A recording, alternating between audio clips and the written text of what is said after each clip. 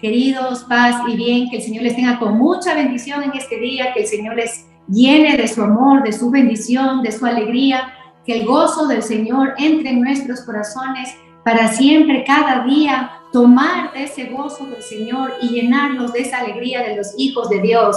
Sabemos que no hay santos tristes, sino todos los hijos de Dios son alegres por ese gozo eterno que nos espera a cada uno de nosotros. Vamos a invocar al Padre, al Hijo, al Espíritu Santo, en el nombre del Padre, del Hijo y del Espíritu Santo, bendiciendo el nombre de nuestro Señor, invocando a nuestro Señor Jesucristo, Rey, Dueño y Señor nuestro, bendiciendo por todo lo que Él va a hacer en el momento de su manifestación gloriosa, cómo va a cambiar las cosas en este mundo para entrar en ese reino definitivo, reino mesiánico, en el cual estamos viendo hoy en el capítulo 12 del Apocalipsis.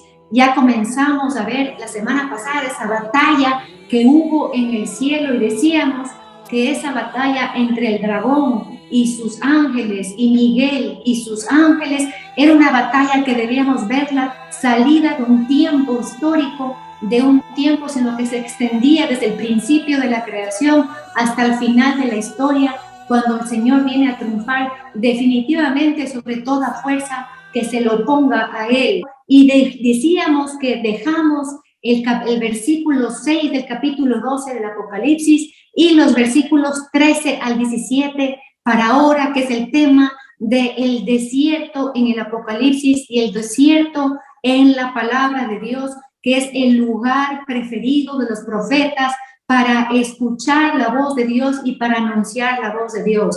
Vamos a tomar entonces lo que significa el desierto en el antiguo pueblo de Israel y qué significa el desierto para ahora nosotros en este desierto también, que nuevamente a todo el tiempo de la historia de la salvación de la Santa Iglesia y que va desde el principio y estará hasta el final.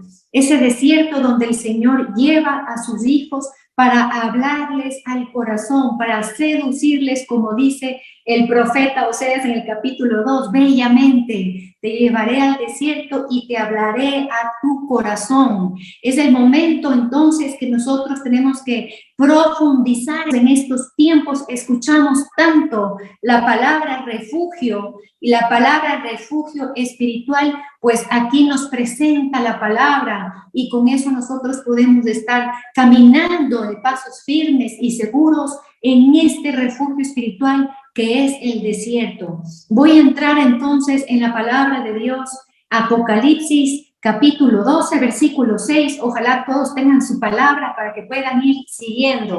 Y la mujer, vamos a ver, la mujer, ese símbolo que representa a la iglesia, y no solamente a la iglesia cristiana, a los que siguen a Cristo, sino también a nuestros hermanos mayores, el pueblo judío. Esa mujer también, por excelencia, nuestra Madre Santísima. Aquí en el versículo 6 vamos a ver cómo se aplica a mujer como la Mater Ecclesia, la Madre Iglesia. Dice, la mujer huyó al desierto, donde tiene allí un lugar preparado por Dios. De allí para allí ser alimentada 1260 días. Vamos a ver qué significa todo esto en este versículo y vamos a ir desarrollando todos estos versículos como siempre con la palabra de Dios, con las exégesis y con las ayudas también de los padres de la iglesia, cómo interpretan estos versículos. Primero vamos a ver, dice, la mujer huyó al desierto, huyó. ¿Ya? Entonces, ¿qué es la iglesia huyó? ¿Qué es la palabra huir en el diccionario bíblico? Que significa apresurarse, escapar, alejarse velozmente, apartarse de algo malo. En hebreo la palabra baraj significa también, en hebreo hay otra palabra para huir que es nuis, y esta palabra significa huir del enemigo. ¿Ya? Pero este huir, este apartarse del peligro, tiene la connotación de que uno lo debe hacer velozmente, con velocidad, salir huyendo. Eso tiene este sentido. También la palabra huir en la palabra de Dios tiene un sentido metafórico cuando, por ejemplo, nosotros encontramos en Isaías 35:10, huir de la tristeza, que hemos escuchado también, ¿no? Huir de la tristeza, huir del pecado, también nos dice la palabra. Y también nos dice, por ejemplo, poéticamente el libro de Job, huir de los días que pasan, los días que pasan. Entonces ahí también podemos nosotros englobar esta palabra huir y entender que la mujer, la mater ecclesia, la madre de la iglesia, la madre de los creyentes, debe huir a este lugar de refugio. ¿Qué dice la exégesis sobre la palabra desierto? Lo primero que dice la Biblia de Jerusalén, lo voy a leer textualmente, es el refugio tradicional de los perseguidos. La iglesia debe huir, alejarse velozmente del mundo. ¿De qué huye la mujer? Del mundo. Con esto nosotros podemos darnos cuenta que el desierto es un estado espiritual donde uno busca vencer al mundo y huir, apartarse de lo que representa el mundo. ¿Qué representa el mundo? Hemos dicho muchas veces, representa el reino del enemigo, del dragón, como estamos viendo ahora en el Apocalipsis 12. Dice, lejos del mundo para alimentarse, dice bellamente aquí la Biblia de Jerusalén, de la vida divina. Va a alimentar la iglesia lejos del mundo, en el mundo, pero lejos del mundo, de la vida divina.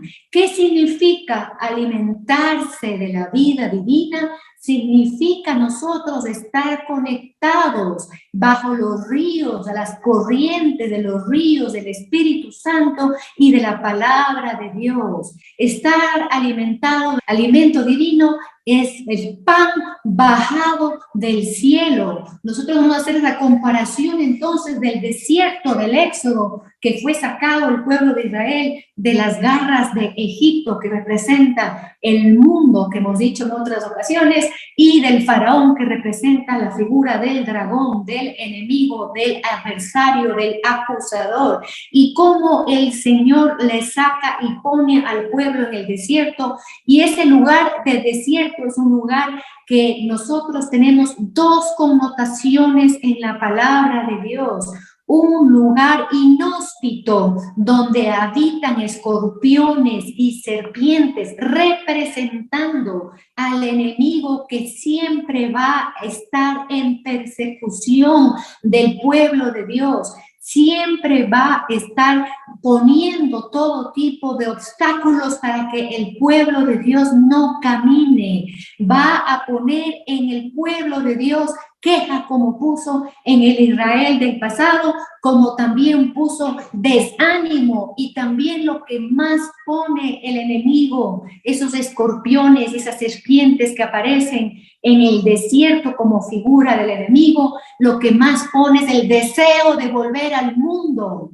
Como nos dice en Números y los sucesos que tuvo Coré, que era del pueblo de Israel, que le reclamaba a Moisés diciéndole, me sacaste de un pueblo, de un país que manaba leche y miel, refiriéndose a Egipto.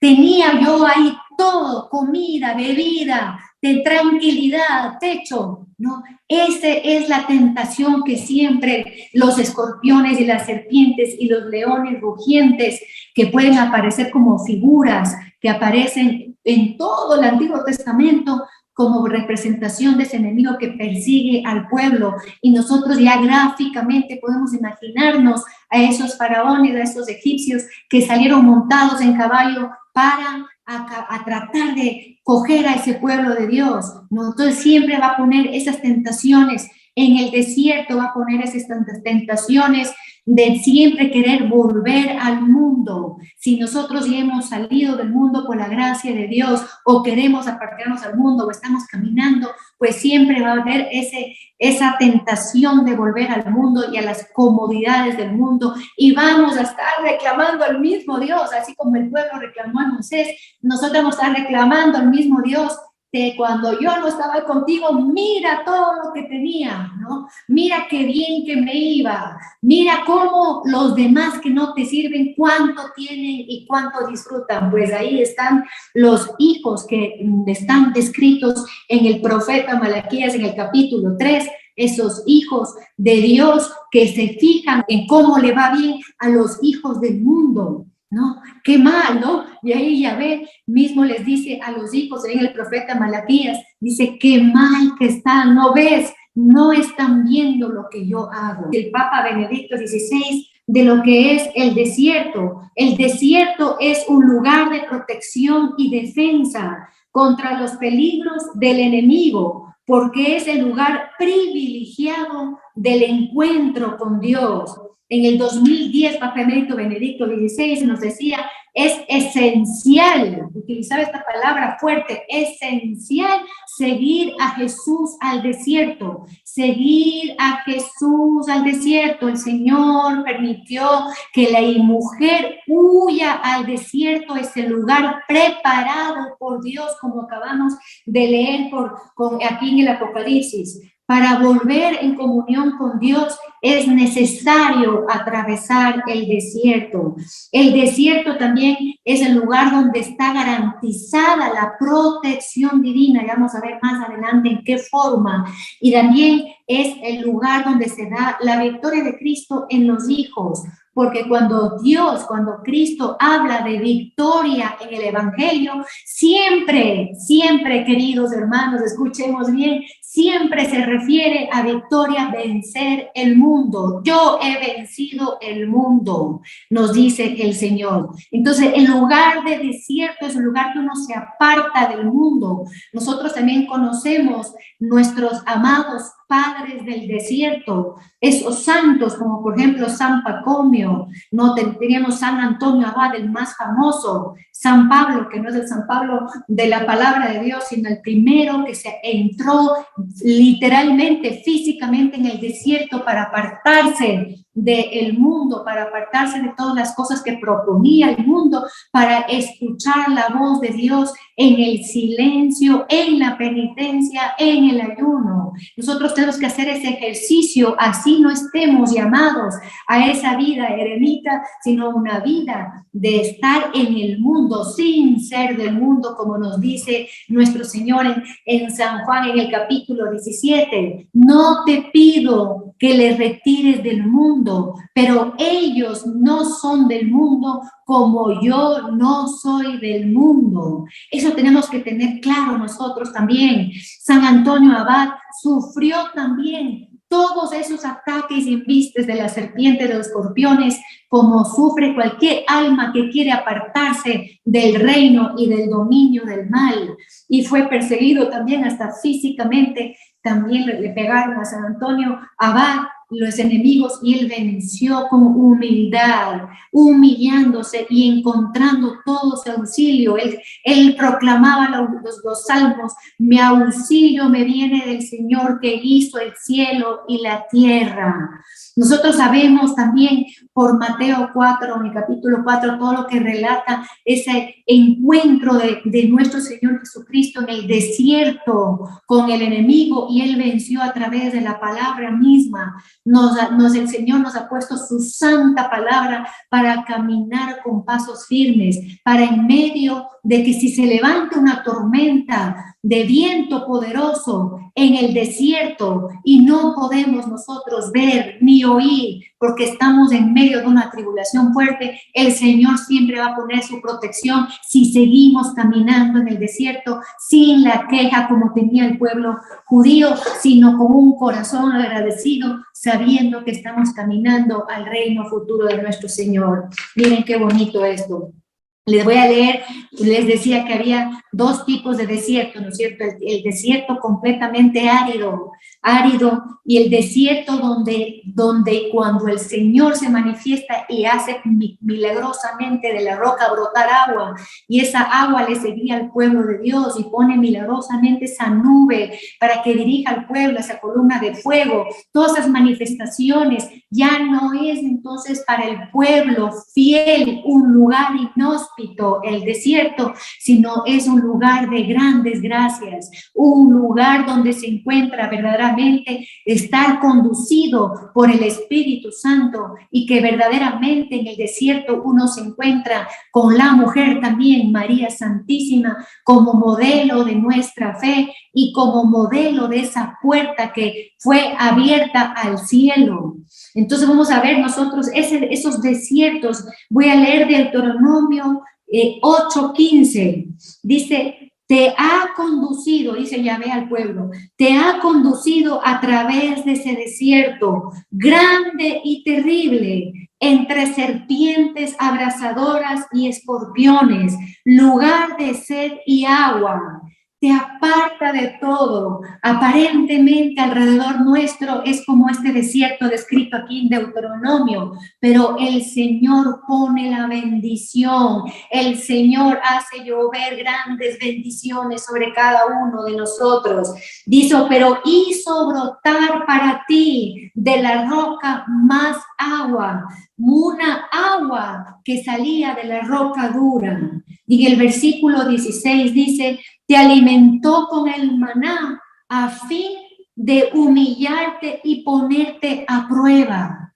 No, te puso a prueba. El lugar de desierto también es un lugar donde el Señor prueba a la manera, no de que te ponga el pie para que te caigas, sino prueba a la manera de la Biblia. En la Biblia, probar del Señor es que Él nos dice también en el libro de Deuteronomio, prueba, dice, nuestro corazón para ver cómo nosotros en momentos de adversidad no respondemos con rebeldía, no respondemos con un corazón abatido, no respondemos con unas rodillas vacilantes, sino respondemos con toda la gracia, el poder, la bendición, la alegría y la fuerza de Dios, que siempre renueva esa fuerza a sus hijos. Y dice: te prueba para que al final hacerte feliz, para llevarte a esa tierra prometida. Nosotros también estamos caminando en el desierto en peregrinación, para caminando a esa tierra prometida, la nueva Jerusalén. Estamos caminando ahí, hermanos,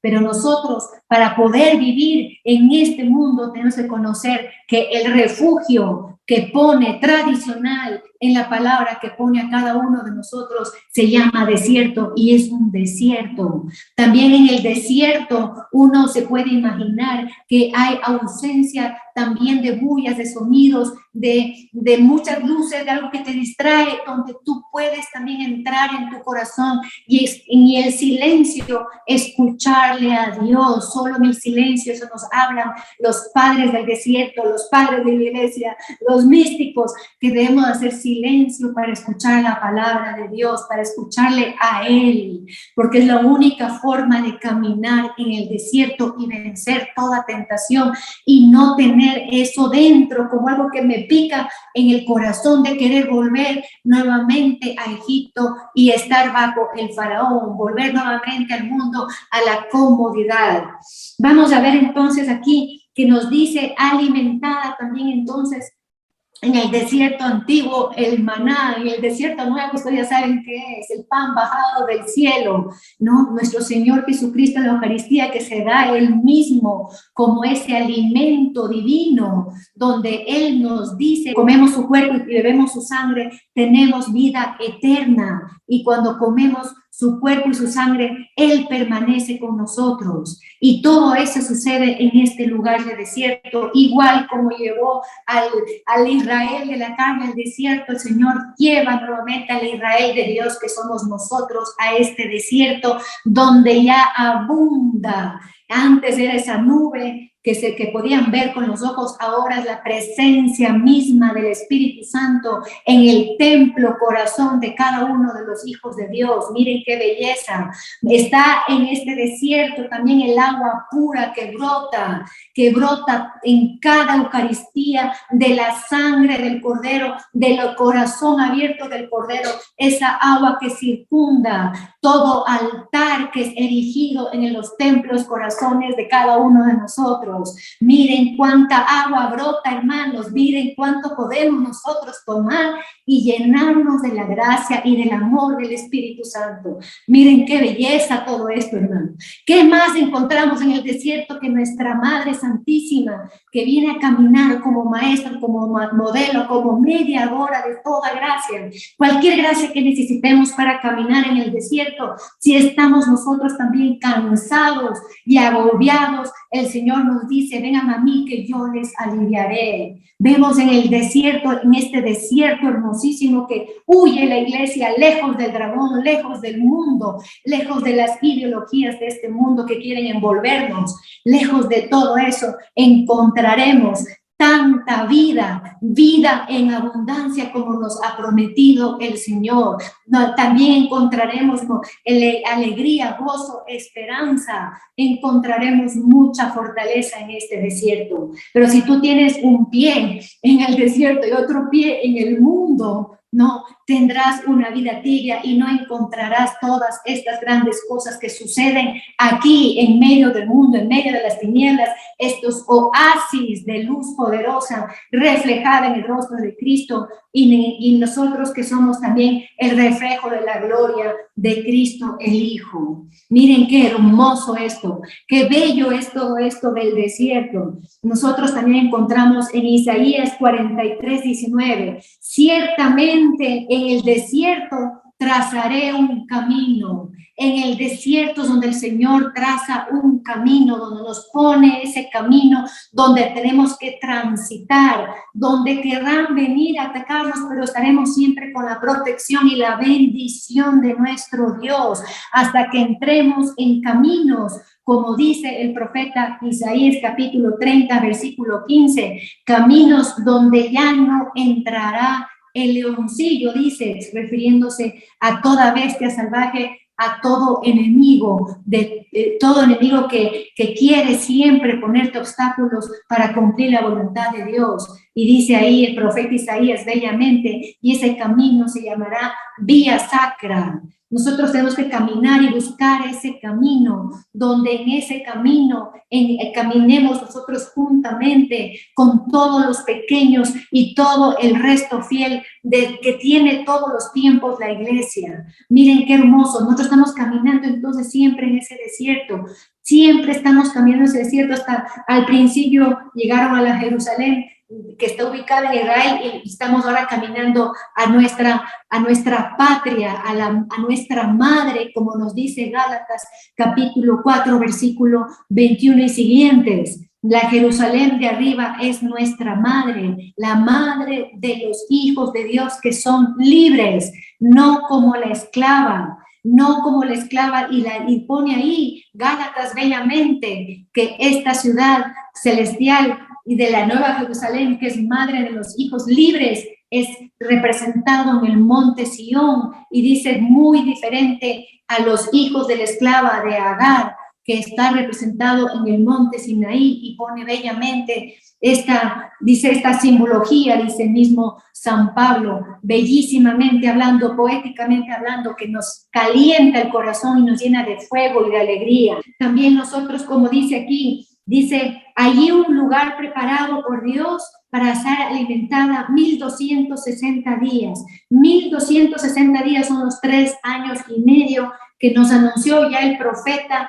Daniel en el capítulo 7, versículo 25. Voy a leer. Dice, blasfemará contra el Altísimo, está hablando del dragón en este tiempo, tratará de cambiar las fiestas y la ley, lo que va a ser el anticristo y que vamos a ver en las próximas encuentros, y los santos le quedarán sometidos durante 3 años y medio, persecución. Recordemos entonces que en el desierto siempre vamos a tener esos egipcios montados en caballos persiguiendo a los hijos, y sobre todo a los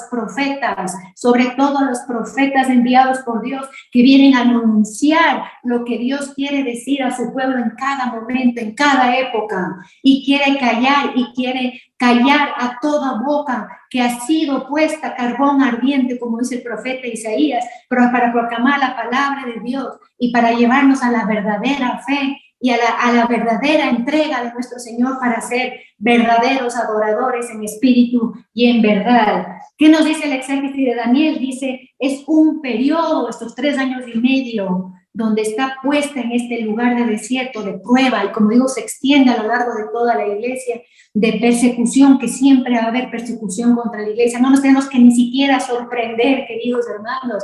Si nos hablan que va a haber persecución, pues no nos debemos ni sorprender, porque siempre va a haber y habrá. Puede haber momentos más fuertes ahora, menos fuertes, en el futuro podrá venir muy fuerte, podrá pasarnos en el futuro que tengamos que hacer como los primeros cristianos que literalmente, físicamente tuvieron que huir de la ciudad y salir fuera de las ciudades y buscar lugares de refugio. Puede ser, no sabemos. Eso es el momento de persecución, pero lo que tenemos que saber es que está ahí el Señor con su poder, así como vimos, como estudiamos en el Éxodo, cómo pasó el pueblo de Dios en el desierto.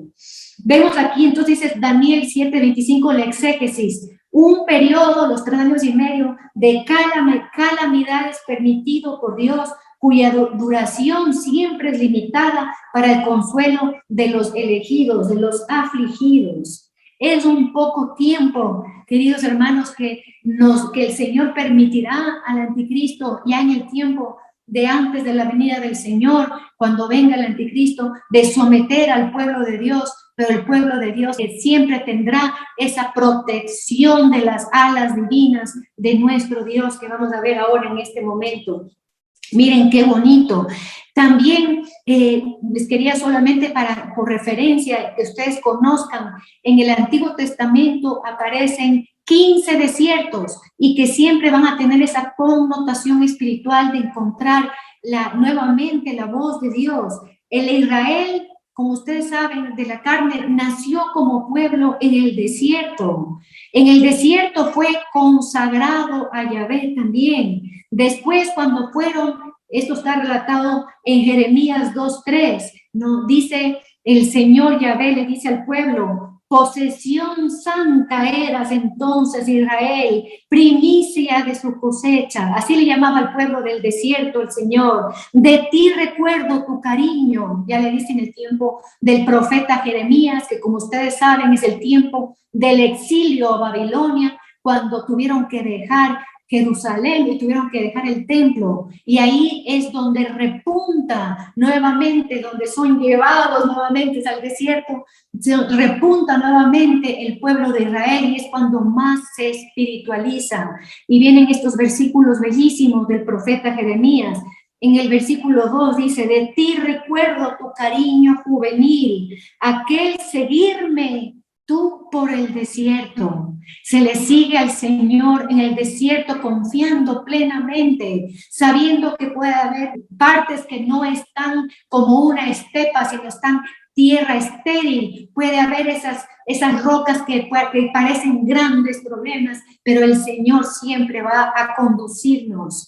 Salir de la idolatría también significa el desierto. Huyo de Egipto, huyo del mundo, salgo de la idolatría. Esto es importantísimo, queridos hermanos, si queremos caminar en un refugio espiritual, si queremos nosotros permanecer en un refugio espiritual, acordémonos que donde está nuestro corazón, ahí es donde estamos, donde está nuestro espíritu, ahí es donde estamos nosotros centrados en Cristo, en su palabra, en su santa iglesia, pues ahí está nuestro ser, y puede venir, como digo, hasta un huracán alrededor nuestro, que nosotros podemos permanecer como rocas firmes si ponemos nuestra fe verdaderamente en la única roca que es Cristo, esa agua pura, esa agua limpia que siempre va a brotar del corazón de Cristo a los corazones de los que le aman y que quieren seguir y cumplir sus mandamientos. Ya en el Nuevo Testamento, el desierto aparece como el lugar de anuncio de la salvación. Eso nosotros encontramos primero profetizado en Isaías 43, cuando dice, una voz clama en el desierto, abrid camino a Yahvé, trazad en la estepa una calzada recta a nuestro Dios. Y eso es Mateo 3:3, que todos debemos conocer. San Juan Bautista, que estaba en el desierto de Judea, vestido de penitencia y de ayuno, que también dice: yo soy la voz que se alza en el desierto para anunciar la salvación que viene de nuestro Mesías. ¿Qué nos decía? Nos decía San Juan Bautista, esa voz que se alzó en el desierto. Él siempre decía: convertíos. Y convertíos viene de dos palabras en griego muy importantes para nosotros poder saber que en ese desierto vamos a escuchar siempre estas palabras que tienen estas dos connotaciones que deben ser el signo distintivo de todo fiel. Esa palabra es en griego metanoia, que es cambio de mente, que es esa penitencia de morir a nuestros propios pensamientos para amoldar nuestra mente a los pensamientos de Dios. Y la otra palabra, voy a leer porque es un poco difícil, epistrefein, que es en cambio cuando el hombre vuelve a Dios y empieza una nueva vida de conversión, una nueva vida en Cristo. Cambio de mente y volverse a Dios es ese convertidos de esa voz que se alza en el desierto que debemos escuchar en toda época, en todo momento de la iglesia, para que esa iglesia camine con pasos firmes por este desierto. San Cirilo de Alejandría nos dice, refiriéndose a Isaías 35:1, el desierto se alegrará. ¿Qué significa ese desierto que se alegra, que nos profetiza el profeta Isaías? Bellamente, el desierto se alegrará, se reverderá, se hará verde, llenará las corrientes de agua, ese desierto que estamos hablando. ¿Y qué dice San Cirilo de Alejandría? ¿Qué significa esto que se dice poéticamente Isaías? Dice, es la iglesia venida del paganismo, sacada del mundo, la iglesia venida del paganismo, regadas con las aguas divinas, regadas con las aguas de Dios, y eso se convierte en esa estepa que tanto escuchamos en los salmos y en los profetas. Miren qué hermoso todo esto. Voy a ir ya entonces al versículos de los 13 al 17, que vamos a sacar cosas maravillosas de aquí para nosotros poder comprender esta enseñanza tan hermosa del Apocalipsis 12. Versículo 13, Apocalipsis 12:13. Cuando el dragón vio que había sido arrojado a la tierra, persiguió a la mujer que había dado a luz al hijo varón. ¿Ya? Dice que cuando él se vio arrojado en la batalla de Miguel con el dragón y fue arrojado, dice, ¿qué hizo aquí en la tierra? Pues perseguir a la mujer, perseguir a la iglesia que da, como decía, en esa fecundidad eterna que siempre da a Cristo a los demás, ¿no? Que siempre va a perseguir eso de no se extienda a Cristo en los demás y no ser otros Cristos nosotros aquí en la tierra. ¿Qué dice el versículo 14? Pero se le dieron a la mujer, y aquí entramos en algo preciosísimo, pero se le dieron a la mujer las dos alas de águila grande para volar al desierto. Cuando la mujer velozmente huye al desierto, este lugar privilegiado de Dios, cuando huye se le da dos grandes alas. Vamos a ver qué significa en la palabra de Dios las alas y qué significa esto del águila. Imaginémonos entonces a la iglesia con dos grandes alas de águila. ¿Qué dice aquí? Para volar al desierto, lejos del dragón. Eso es, hermanos queridos, lejos del dragón. Entra en tu desierto también. Entra tú en tu desierto y vas a encontrar en una iglesia viva de hijos que huyen todo el tiempo de ocasión de pecado, de ofender a Dios, que huyen de toda mundanidad, de toda idolatría, que huyen de toda vanidad, que huyen de todo egoísmo que el mundo quiere ponernos como centro de nuestro corazón. Y vas a encontrar personas que han abierto su corazón a ser también madres de muchos, padres de muchos. Dice, lejos del dragón, donde vuelve a repetir esto del 6, donde tiene que ser alimentada por un tiempo y tiempos y medio tiempo. Nuevamente, otra forma de decir los 3 años y medio. No, 3 años y medio, y dice, tiene que ser alimentada. Nosotros podemos tomar la figura del profeta Elías en Primera de Reyes, capítulo 17, versículos 2 y siguientes, ¿no? Como el profeta Elías también estaba en el desierto y no tenía nada que comer, pero Dios le mandó primero un cuervo, así como escuchan, un cuervo para que le traiga pan, para que le lleve comida, para ser alimentado en el desierto. Elías también, después ya más adelante, aparece una viuda que le da a él de lo que no tiene. La viuda le dice, no tengo ni siquiera para alimentar mi familia. Y Elías le dice, no importa, dame primero de comer a mí, que Dios multiplicará tus granos. Y así fue. Nunca se le acabaron los granos del aceite y fue alimentado. ¿Qué significa todo esto? Que nosotros somos alimentados por Dios mismo, por su mano misma, sin temer, hermanos, de quedarnos sin alimento divino, porque siempre el que tiene sed, el Señor le dará el agua en abundancia, y como Él nos dice, nunca más tendremos sed. ¿Qué más dice aquí? Sobre las alas de águila, vamos a ver unos textos bellísimos de esto. Primero me voy a ir al Éxodo, capítulo 19, versículo 4. Dice, vosotros habéis visto lo que he hecho con los egipcios, cómo os he llevado.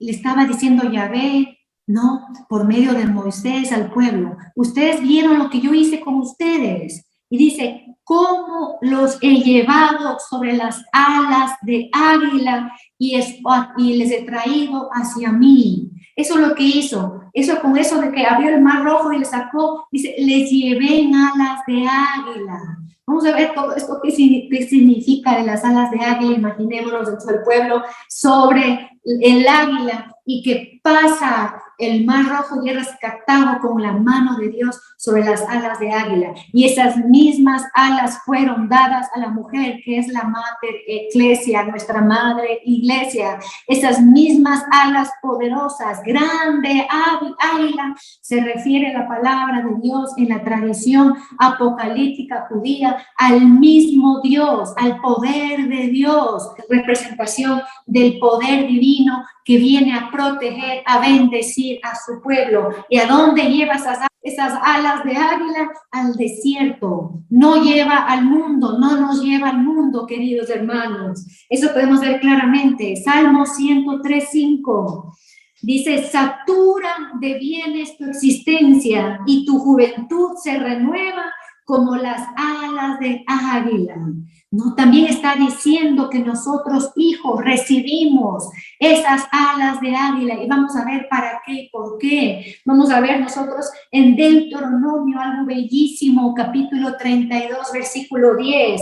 Dice, en tierra desierta, en el desierto, lo encuentra en la soledad rugiente de la estepa. Soledad rugiente, esto suena como contradictorio, ¿no es cierto? Soledad rugiente, vámonos adentro de nuestro corazón, que siempre en el fiel que adora a Dios va a estar elevada una oración de alabanza a nuestro Dios, tan fuerte que se vuelve como el rugido del león, que es representación de esa voz de Dios cuando viene a anunciar su voluntad a la tierra. Y también encontramos esa soledad rugiente de la estepa. Estepa, acuérdense, ya es el desierto donde Dios obró, donde hay manantiales, donde hay verdor. Miren qué belleza. Lo envuelve y lo sustenta Dios en el desierto, que se ve ese rugido de los hijos de Dios, en esa soledad de entrar en el corazón y escuchar a Dios. Lo envuelve, lo sustenta. ¿Qué hace estas alas de águila? Nos sustenta, nos da de comer. Imaginémonos como polluelos de esa gran águila, hijos de la Mater Ecclesia. Dice, lo sustenta, lo cuida como a la niña de sus ojos, como nos dice el Salmo también 17:8. Guárdame como a las niñas de tus ojos, a la sombra de tus alas, protégeme. Ahí estamos viendo lo que son estas alas de águila que aparecen ahora puestas en la iglesia. Qué bello, en el versículo 11 de Deuteronomio 32, que seguimos, dice, como un águila incita, y vean, imagínense ustedes a Dios poderoso, ¿no? Como águila incita a su mirada, revolotea sobre sus polluelos, así él despliega sus alas y los tema y los lleva sobre su plumaje, como decía Éxodo 19, cómo llevó el pueblo sobre su plumaje. Aquí vamos a ver algo hermosísimo. Dice, revolotea sobre su mirada. ¿Para qué Dios revolotea sobre sus polluelos? Esta gran águila que despliega sus grandes alas para sacarle a la mujer y ponerla en este lugar seguro y ser allí alimentada.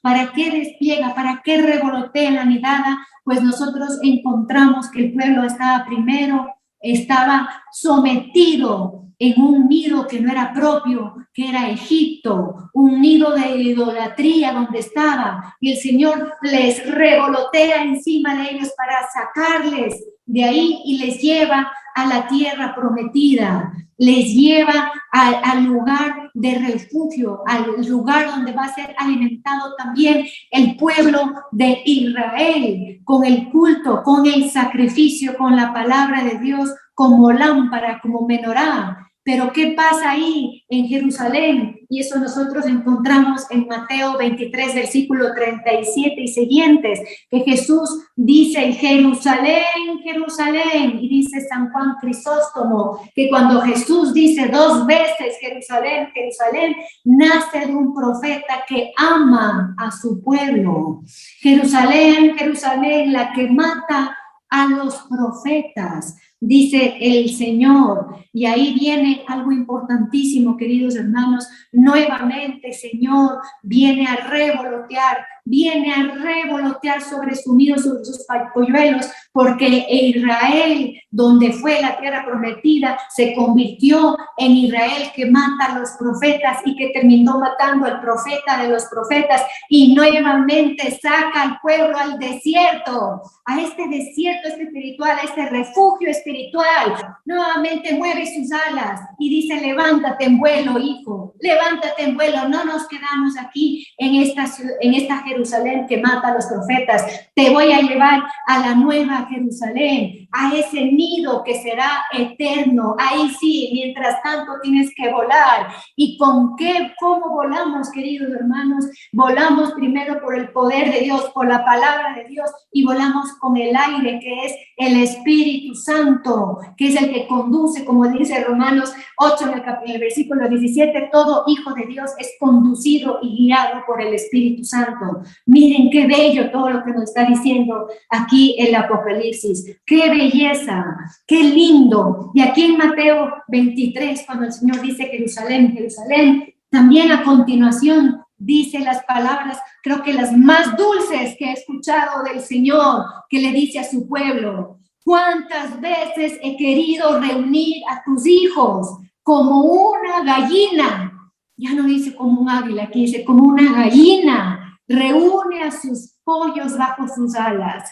¿Cuántas veces he querido reunirte, hijo, debajo de mis alas? Dice, y no habéis querido. Qué dolor, qué dolor, qué dolor del Señor. Y es el mismo dolor que tiene hoy con su nuevo Israel, que tampoco también hay hijos que no quieren estar bajo sus alas y que quieren caminar según su voluntad y que quieren quedarse quejándose en el faraón y en Egipto, y no quiere salir, y no quiere caminar, y no quiere elevar el vuelo, y no quiere subirse sobre su plumaje, como nos decía Deuteronomio 36 tan bellamente. ¿Qué nos dice San Agustín a estas palabras de Cristo que digo que son dulzura pura? ¿Cuánto he querido ponerte bajo mis alas? Dice, esta clase de animales, refiriéndose a la gallina, dice, tienen un gran afecto por su hijo, hasta el punto de que si su hijo se enferma la madre. Por eso el Señor dice, como gallina, dice literalmente, quiere tener a sus hijos, al punto de que él se enferma cuando su hijo está enfermo, y cuando su hijo está enfermo, cuando está en el pecado. cuando está en el pecado. Y ahí viene esa exclamación de San Agustín tan poderosa que dice, no, ese Dios, ¿dónde está ese Dios creador del universo poderoso que se enferma cuando su hijito está enfermo? Qué fuerte, qué hermoso, qué dulce, qué bello, cómo nos debe llenar el corazón de amor del Señor, de esa bendición que tenemos de ser hijos suyos. Qué hermoso. Dice el Orígenes, también padre de la iglesia, dice, pero si alguno de vosotros no quiere reunirse bajo las alas de Jesucristo, desde el momento que huye de encontrarse con Él, más por sus acciones que con su cuerpo, no verá la hermosura del Verbo hasta que se arrepienta de su mal. El que no quiere estar bajo las alas no puede ver su hermosura. Si yo estoy bajo las alas, ¿no es cierto?, del Señor, puedo contemplar la hermosura del rostro de Cristo. Y esa hermosura del rostro de Cristo es la gloria de Yahvé, la gloria del mismo Padre de los cielos. Como el Señor nos hace caminar, nos hace salir entonces de esa Jerusalén de la tierra de aquí, no para llevarnos a la Jerusalén celestial que nos pone como madre, que tiene estas dos grandes alas que nos protegen, nos cuidan, nos miman en el corazón sacratísimo de nuestro Señor Jesucristo. Se refleja ese amor de madre y se ve y uno puede vivir y saborear el estar con la Madre Iglesia, con el amor de Cristo, el amor de nuestra Madre Santísima, la Reina del Cielo, y con nuestros hermanos, porque debajo de las alas de Él estamos todos nosotros, no estamos solos, estamos todos cual piedras vivas de la edificación que es la Iglesia. Miren qué belleza todo esto, qué hermoso. La Jerusalén nuestra es libre y da hijos libres, protegidos. Por un lado, entonces protegen bajo las alas, como decía el Salmo 17, ¿no? Por otro lado, cuando Él revolotea, te hace caminar, te hace volar. Cuando un águila hace volar a sus hijos, hace que dejen el nido, y lo que hace el águila es botarle, porque ellos ponen su nido muy alto en la montaña, entonces le bota al abismo para que aprendan a volar. Y eso hace el Señor en el desierto. Nos pone los momentos de botarnos en el abismo. ¿Qué significa espiritualmente? Eso es momentos que nosotros podamos tener la valentía de, en medio de este mundo contradictorio, este mundo tan duro, tan de tinieblas, volar alto, buscando siempre la luz del sol, que es nuestro Señor Jesucristo, pasando obstáculos y miedos. También momentos que te botan al abismo para que emprendas el vuelo. También son momentos que uno puede tener de tribulación y donde puede venir dudas, ¿no? Y donde aparentemente no sentimos esas alas de nuestro Dios, esas alas de la Madre Iglesia. Sin embargo, con pura fe, saber que están ahí y lanzarnos al vuelo. Miren qué hermoso esto. También nos hace todo esto para entrenarnos, no solamente para protegernos bajo sus alas. La Mater Ecclesias fueron dadas estas dos alas, no solamente para protegerme, para darme las herramientas de combate, para poder vencer toda tentación, no solamente para alimentarme y alimentarme de la vida divina y del cuerpo de nuestro Señor, no solamente para escuchar y ser conducido por el Espíritu Santo, que ya esto es grandísimo, sino también para entrenarme. Estamos también para entrenarnos. ¿Y en qué nos entrenamos, queridos hermanos? Aquí en este momento, donde vemos que el dragón está persiguiendo, la mujer está persiguiendo a la iglesia, nos entrenamos en el combate con las armas de la luz, con las armas de Dios, para vencer con el amor, para vencer todo mal con el bien, para vencer el odio de este mundo con amor y perdón y misericordia. Con eso nos entrena entonces estas alas de águila que vemos aquí tan bellamente. Finalmente vemos en Isaías 40, versículo 31, que nos dice preciosamente este profeta, que uno de mis favoritos, ¿no? Que nos dice los que esperan en Yahvé, y ustedes ya deben conocer lo que dice el resto, porque es muy conocido, ¿no? Los que esperan en Yahvé, nuevas fuerzas tendrán, se renovarán tus fuerzas como las del águila, nos dice aquí el profeta Isaías, ¿no? Subiremos, dice aquí, dice la palabra, subiremos como las águilas. Las águilas son las aves que pueden subir más alto y que sus ojos pueden ver directamente a la luz del sol sin enceguecerse. Eso tenemos que subir, hermanos, despegarnos de lo terreno, de la tierra y subir hasta el sol mismo que es nuestro Señor, sin que nos enceguezca las mentiras que pueda poner el enemigo para que no emprendamos ese vuelo. Apocalipsis 12, 15. Entonces decíamos que en el 14 que se le dieron estas dos alas para huir lejos del dragón, y en el versículo 15 dice, entonces el dragón vomitó de sus fauces como un río de agua, ¿ya? ¿Qué hace el enemigo? Y eso nosotros vamos a ver más detalladamente en el capítulo 13 y los demás capítulos, esta acción del dragón que se va en contra de la mujer. Pero nosotros cuando escuchemos todo lo que puede hacer el dragón y sus dos bestias y el anticristo, qué puede hacer contra la iglesia, saber cómo está la iglesia, a dónde huyó y dónde encuentra su refugio, que hemos oído el día de hoy, ¿no? Para que todo lo que oigamos de la marca de la bestia, cualquier cosa, quede chiquitita al lado de estas alas de águila que puso a la mujer nuestro Dios. Entonces dice, vomita sus fauces como un río de agua. Yo quiero leerles lo que el Papa Benedicto, el Papa Emérito Benedicto XVI nos dice de lo que son este río, ¿no? Este río de aquí, dice el Papa Emérito, dice, yo creo que el río es fácilmente interpretable.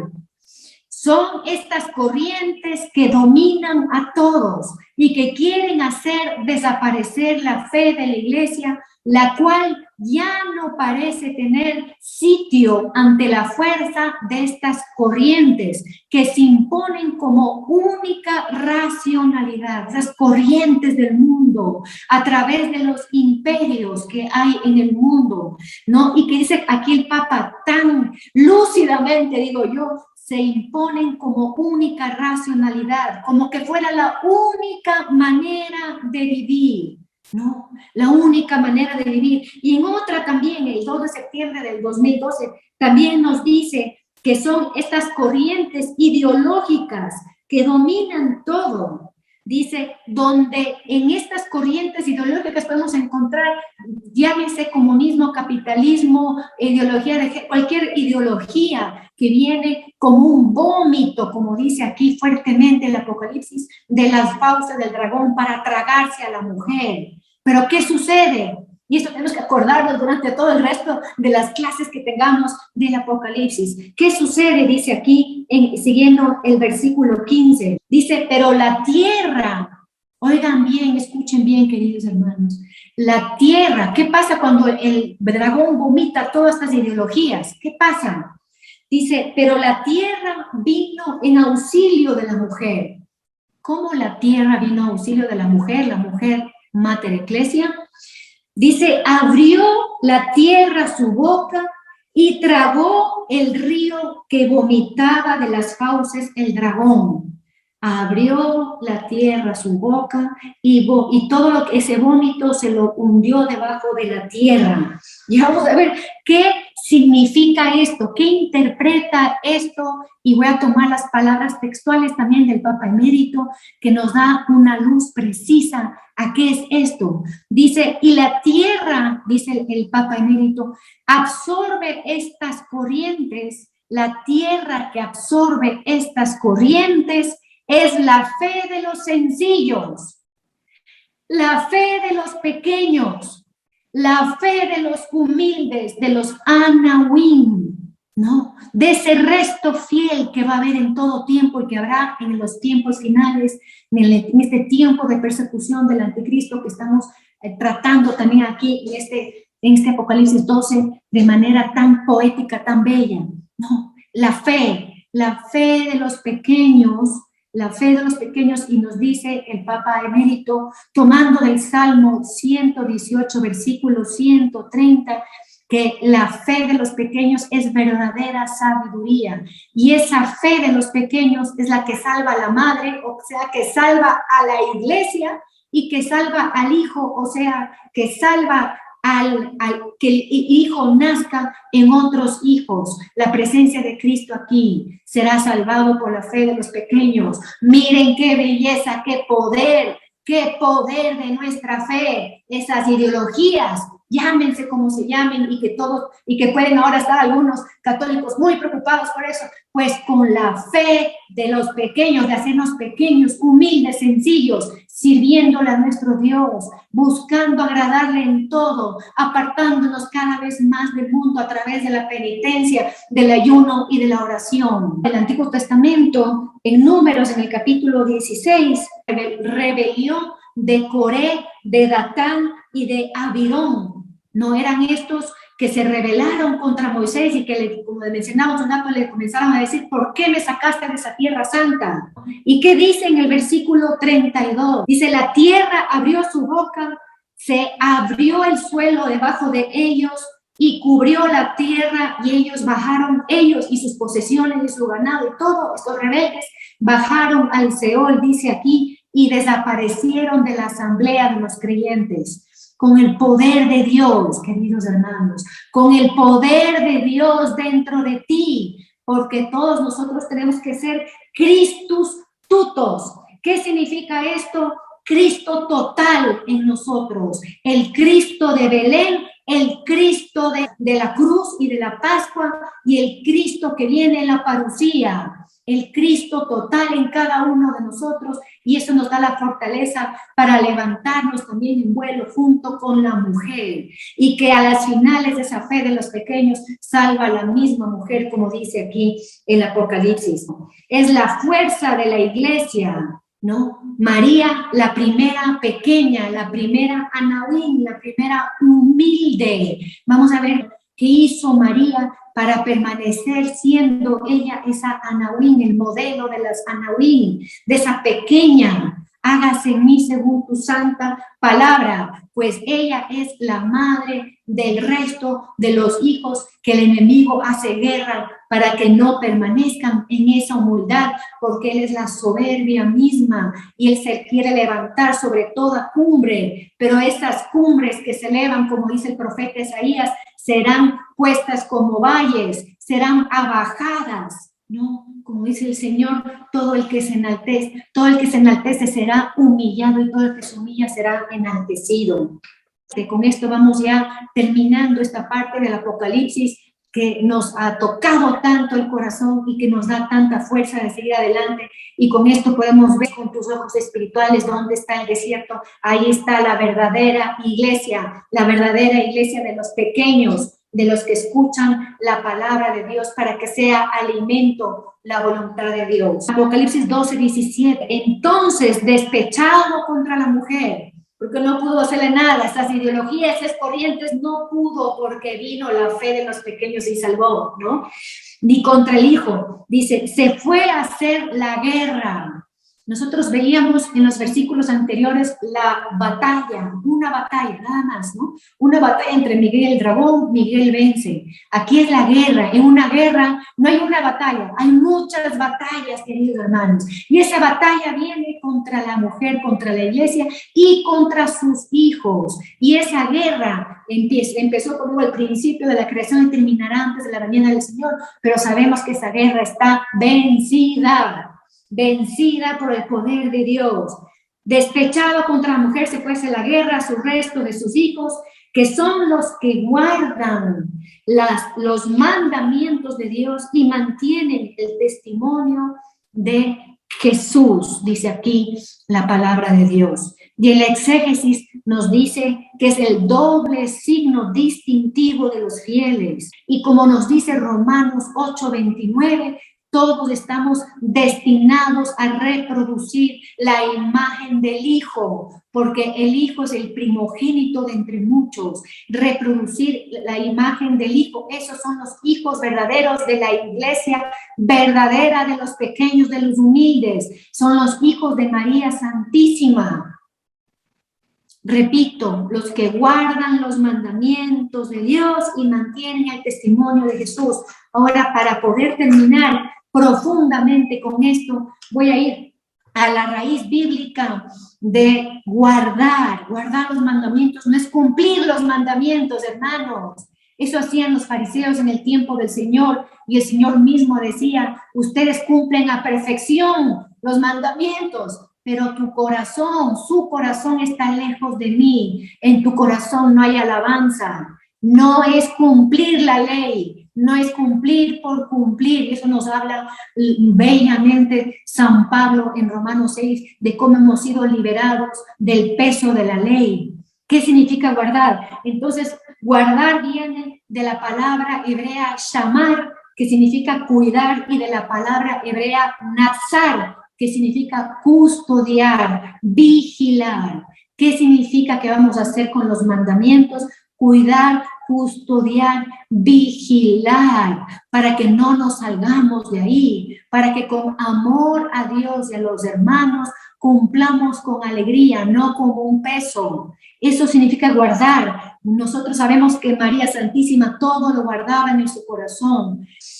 En este hebreo también está entonces la palabra misnar, que significa custodiar, circuncidar, ¿ya? Entonces, cuando yo guardo con los mandamientos de Dios, yo alzo como un muro, como una ciudad amurallada. Así mantengo como una torre firme mi fe, y no hay enemigo que pase por esos muros, porque he puesto, he sitiado, he guardado, llamar, he cuidado los mandamientos hasta que se conviertan en esa ciudad amurallada que nos hablan los profetas. Guardianos, en el Salmo 119, que es el Salmo que les invito a todos a que siempre oremos, porque es el Salmo para amar la palabra y amar los mandamientos de Dios.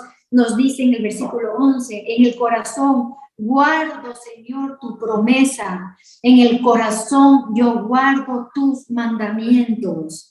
El testimonio, guardar los mandamientos, el testimonio de Jesús. Testimonio viene de la palabra testigo, testimonio, testigo. No es solamente nosotros decir o hablar del Señor, sino creerle a Él, como hemos dicho. No creer en Él, sino creerle a Él.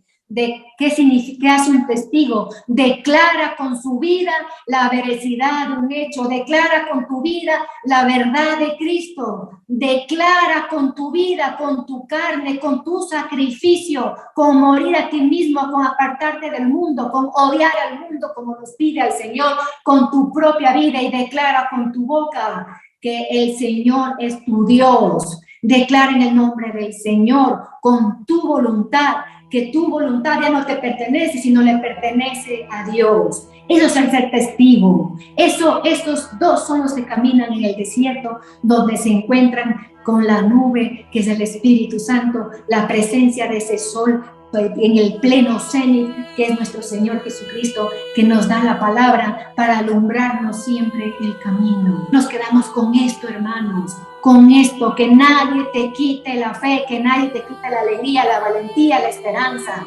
Nada ni nadie. El mal puede sonar muy grande, pero no es nada. Cristo vence, querido hermano. Cristo vence, y vence en el mundo por ti, para que tú aprendas a vencer junto con Él. Bendiciendo el nombre del Señor, anunciando en el cielo, en la tierra, en el firmamento su grandeza, sus obras magníficas, bendiciendo todo lo que Él dice y hace, y todo lo que ha preparado para nosotros, bendiciendo ese desierto, el lugar preparado para ser alimentados. Le damos gracias en este día y le decimos, como siempre: alabado sea Jesucristo, por siempre seas bendito y alabado. Amén, aleluya, toda la gloria a nuestro Rey, dueño y Señor.